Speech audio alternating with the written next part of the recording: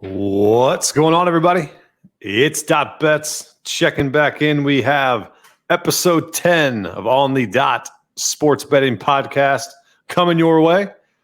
On tonight's episode, we will get after our tight end tiers, sleepers, and busts for this upcoming fantasy football season. We will go in depth of who we are targeting, where we are targeting them, and go full force into some fantasy football tight end strategy. So without further ado, let me introduce my co-host, as always, at Sidekick Picks. How we feeling, man? It's good to be back for another episode. Oh, baby. Always good. Episode 10. We got double digits, man. I'm excited. We got plenty more coming along this year. We'll start to dive into more betting material as the season approaches. We got the Seahawks and the Bears about to kick off shortly to kick off week 2 of the preseason. So we'll dive into all week 2 preseason takeaways on Monday's podcast. So make sure you guys tune in there. And then before we do get going, make sure you guys are checking out props.cash. We have a promo code on the dot. You get 25% off your first monthly purchase. Make sure you use code on the dot at checkout. All right. Let's dive in to our tight end position.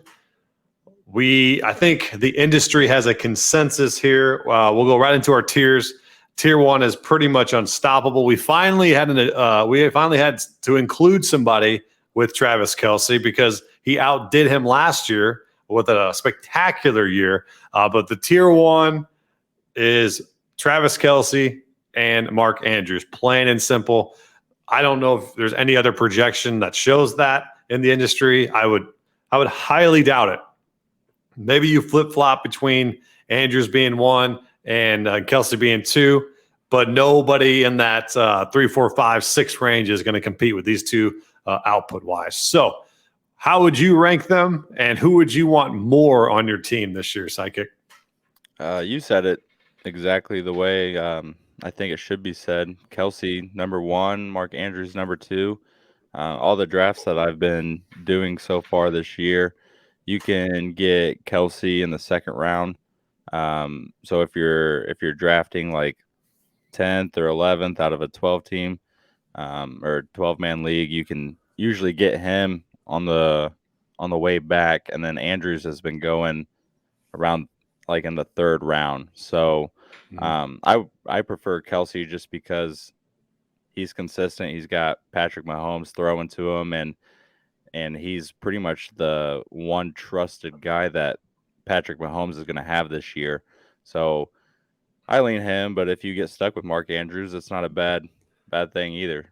No, and I mean, you're going to get him at a cheaper spot than the snake draft of if you're 10 or if you're 11, you're more than likely right now ending up with Diggs and Kelce, which isn't bad. I mean, I've seen a ton of those, and I'm like, man, I kind of want to trade back to 10 or 11, and so I get both of those guys instead of having maybe Derrick Henry at 8 or 7. Right. The back of the drafts this year, I think, are the spot to be in. Yeah. The more and more I'm doing these mock drafts, I'm like, wow, this turn in the first to the top of the second is impressive because you do get an elite tight end with Kelce. And then if you wait in the second round, that's what the back end of that snake, you can get Andrews there. So, I mean, you can't go wrong. I used to always say, wait on tight end. You can wait on them, whatnot. With these two, these are the two main options that they have in their offense. They're wide receiver ones. I will never, ever laugh at somebody for taking these two early on in drafts. No way, no how. I actually am keeping Kelce in one of my keeper leagues. So I have Kelce and Adams that I will be doing. But no, I cannot argue here. I don't think anybody in the industry would. I mean, I've seen Pitts go a little bit higher into this tier if people get a little bit ahead of themselves here. because they're saying, "Oh yeah, this guy's a cheat code. He could absolutely produce like them." But Kelsey and Andrews obviously 1-2 punch here. All right, moving on to tier 2. Just like I said, Pitts is in there, Waller, and we have George Kittle. So Pitts, Kittle, and Waller. Like I said before, Pitts is a cheat code. We just have not seen him do it for a full season. And his quarterback play is questionable, in my opinion. I would lean Kittle, or I would probably lean Kittle, then Waller, really, really close, and then to Pitts. I know Pitts, his ADP is higher than these other two, but I think just seeing it for a little bit more longevity between Kittle and Waller makes me lean that way. What about you? Yeah, I'm with you. We got to keep in mind too that Pitts is super young.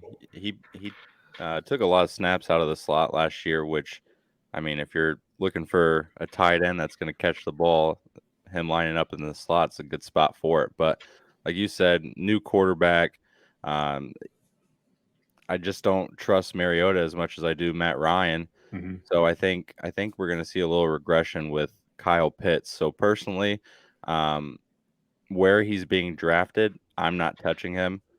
The one guy that I've been getting a lot in my mock drafts has been Darren Waller because Pitts and Kittle will go in that like 4th and 5th round, where Waller you can get 6 or 7. Mm-hmm. So you can load up on running backs and receivers, and then get a serviceable tight end a little bit later.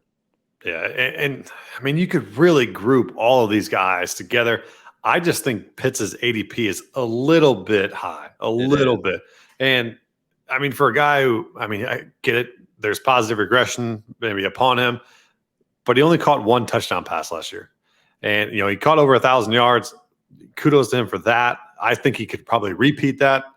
But man, the 1 touchdown always scares me. And he's in slots, against cornerbacks, everything like that. Everything sounds good. But when you look at the production from last year, I mean, you always try to project, but you always have to be realistic as well in this offense. I mean, I just think this ADP is just a little bit too high for me. I agree with you. But no, Kittle and Waller, I would target more Waller. I would agree with that. But Kittle can have his performances. I would just think Waller over the course of a season would be a little bit more consistent.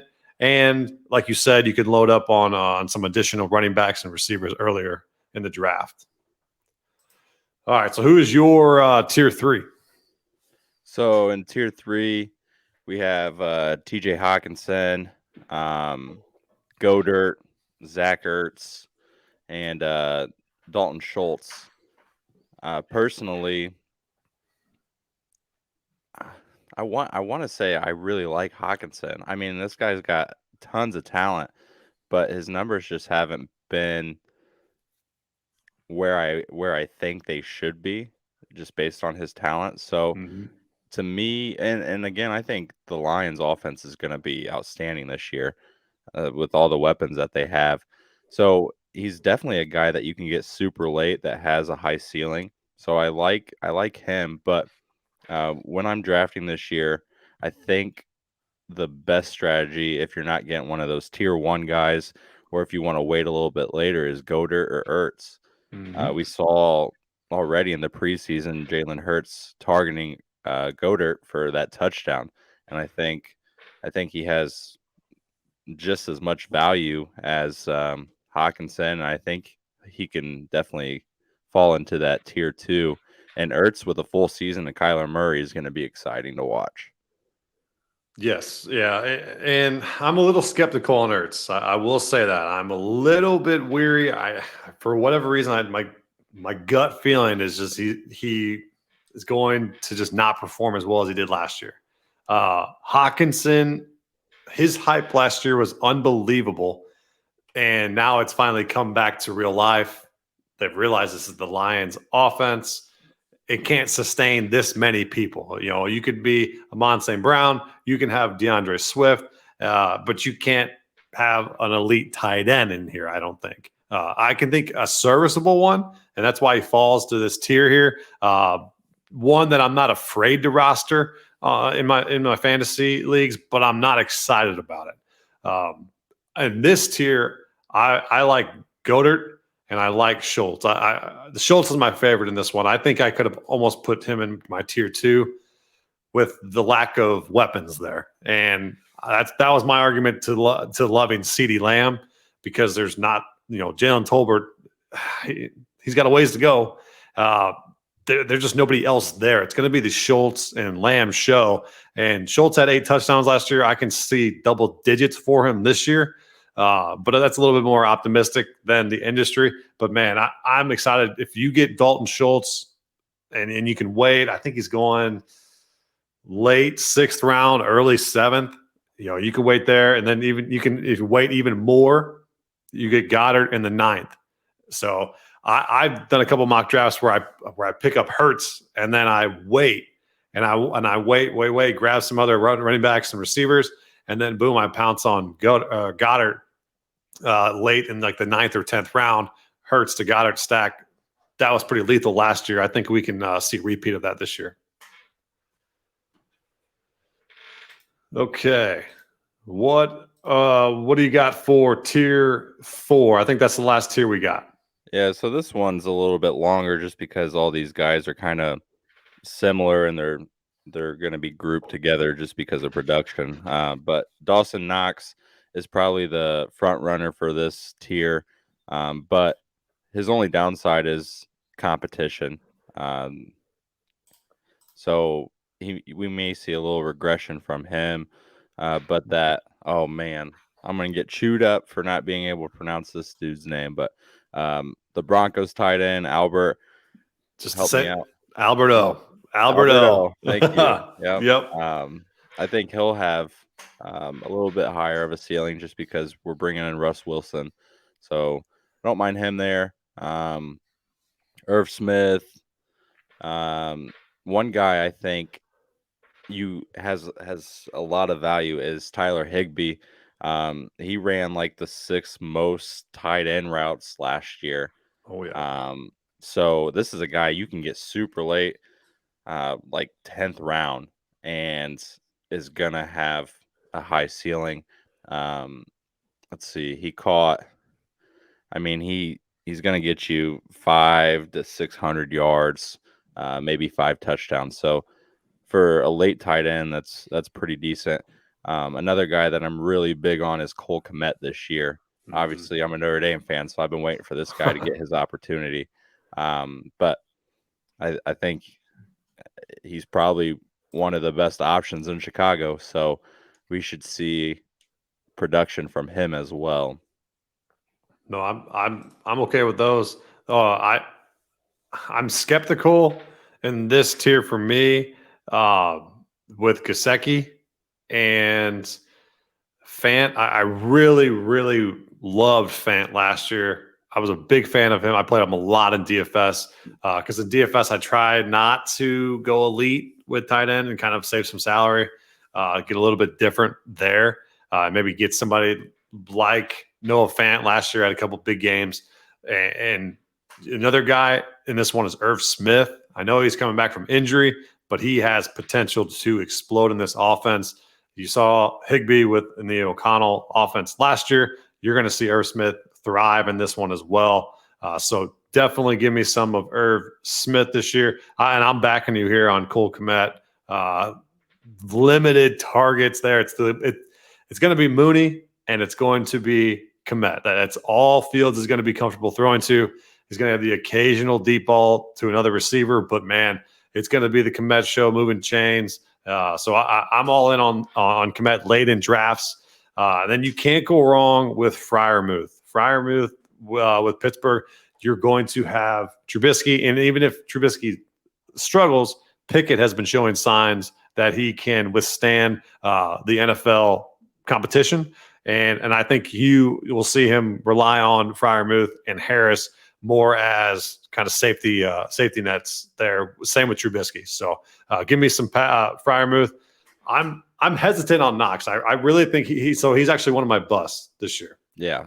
Because he had 9 touchdowns last year, and I just do not see that happening whatsoever. He had a ridiculous start, and then I picked him up in one of my leagues, and then a league I had Kelsey in, and down the stretch, he outperformed Kelsey, who had COVID down the stretch, and I was playing Knox over him for obviously because he was out, but I didn't hesitate. I was like, Knox is going to score a touchdown. That's what he does. But I don't know if we see that exact same production this year. I'm actually not rooting against him, but I'm betting against him that he doesn't. And I wonder how they're going to use OJ Howard in that offense too. He's a big athletic guy. Mm-hmm. Just another guy that hasn't put it all together. But I wonder, and that's what I meant by competition earlier, was maybe we see a little bit more OJ Howard in certain situations too. Mm-hmm. Yeah. So those are the tiers. What are you? And I already said one of my busts. So who is one of your busts this year at the tight end position? I would say David Njoku. I've never really been a big fan of him, and with the Deshaun Watson being suspended for 11 games, this is a guy that I'm not touching at all. Yeah, and like you said, David Knox. The other guys are just kind of, you know what you're gonna get, and it's the same every single year. So it's kind of hard to find a true bust with tight end. Yeah, and my other one that I kind of mentioned earlier, it was Zach Ertz.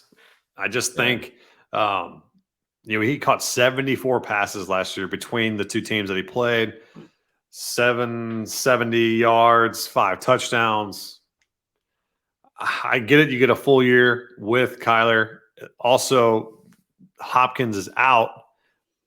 But, for whatever reason, I just don't think they can get back to what they were doing best and score maybe that many touchdowns together.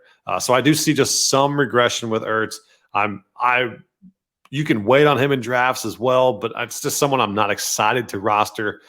Same with Knox. Those are my two busts this year. So I got 3 sleepers as well. So who's your sleepers of the tight end? It's always nice to talk about the sleepers. It's tough to talk about the busts because you don't want to hate on someone. You don't want to say it, but you just try to be realistic in the whole grand scheme of things. So let's get to tight ends. You're typically drafting super late, anyways. So these are guys that are replaceable that you're probably going to drop and pick up who's producing, anyways. But I have 3 sleepers as well. The first one is Mo Alley Cox. He's going to be. Damn it! You took one of mine. Oh yeah. Well, I have to. But he's going to be the guy to finally shine in Indy, I think, especially with Matt Ryan. He loves his tight ends. Mo Alley Cox will be a big threat in the red zone this year. I love Mo Alley Cox, and he's a guy you can get extremely late. He's probably going to be undrafted in a lot of leagues, so definitely someone you should star and look out for. My other sleeper. Hold on. Picture this scenario: Jonathan Taylor play action fake to him within the 5-yard line, and Mo Alley Cox catches 7 touchdown passes this year on the same exact play every freaking week. I can easily could see that. Yep. All about that. Or Michael Pittman, like we tweeted about. Yeah. My other sleeper is the other tight end for the Indianapolis Colts. Holy homer. Oh, yeah, which is Kylan Granson. And the reason why I'm picking him is because he has more of your pass catching ability from a tight end spot that's going to fit that offense differently than what Mo Alley Cox will do. So I can see Mo Alley Cox playing more into like the red zone and into like the play action scheme, but we may even see Granson line up and slot.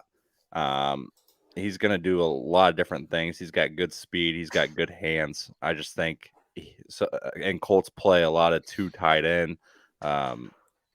So he's definitely going to get on the field, and I think he's a guy that will kind of take over the Jack Doyle role that we've seen the past few years. So he's a guy who's definitely going to go undrafted.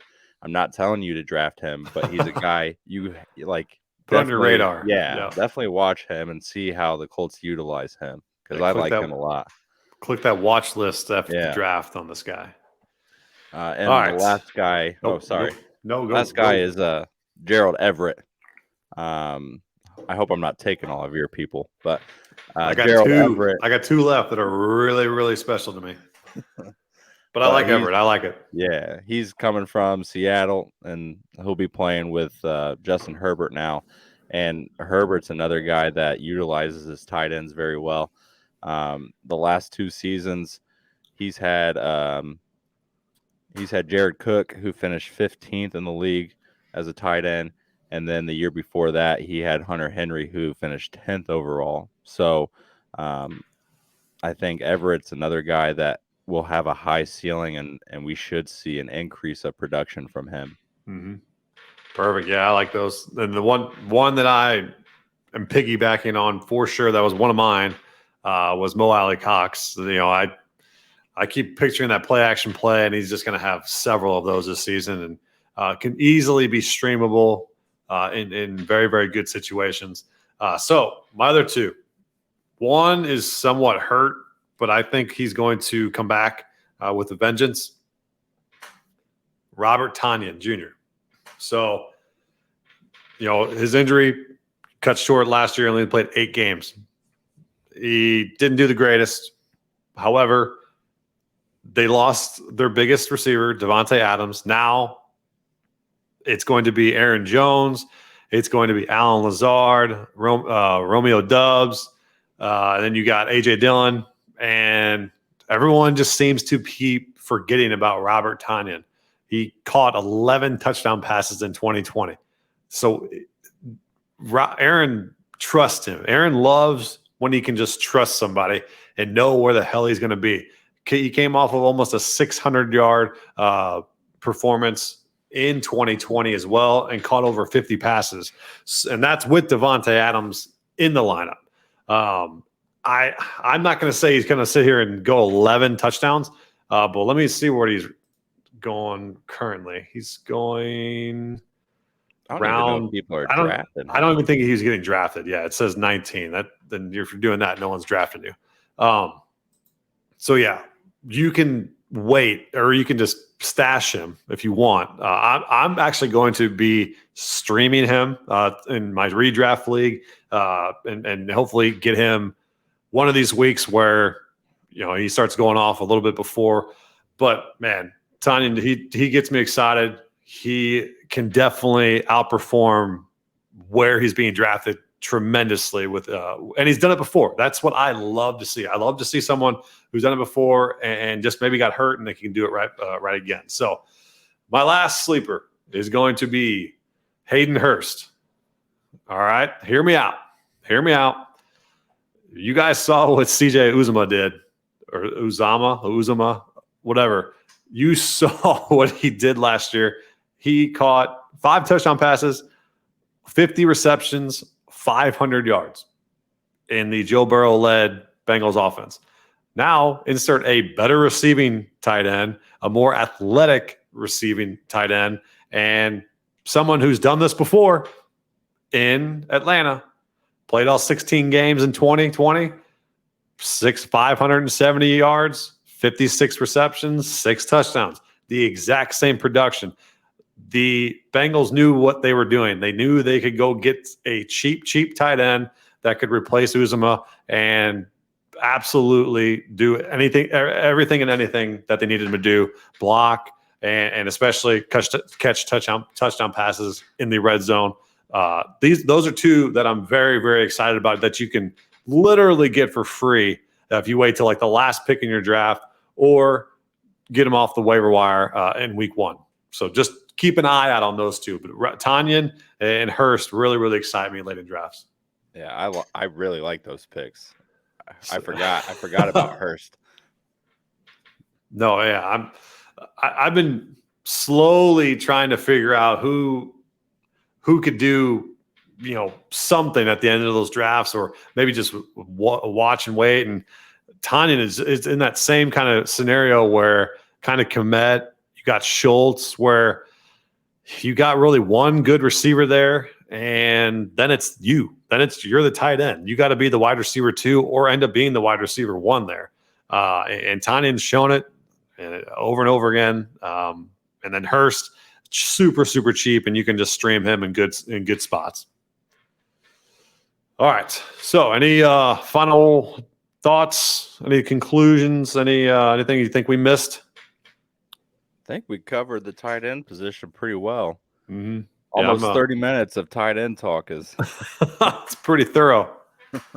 So, all right. Well, we appreciate you guys tuning in. As always, go ahead and give us a follow at Sidekick Picks on Twitter, and then at .bets on Twitter. And if you guys are watching on YouTube, hit that like button, hit that subscribe button, and let's get to 100 subscribers. After we do that, we'll do a $100 giveaway, and we'll get the ball rolling. I think we need like 30 more. And I think we can do that. We got a little bit less than 30 days. I think we can get a couple of subscribers a day. Let's say we do that. So we appreciate you guys tuning in, and we will be back on Monday to recap the week 2 of the preseason. And go Seahawks.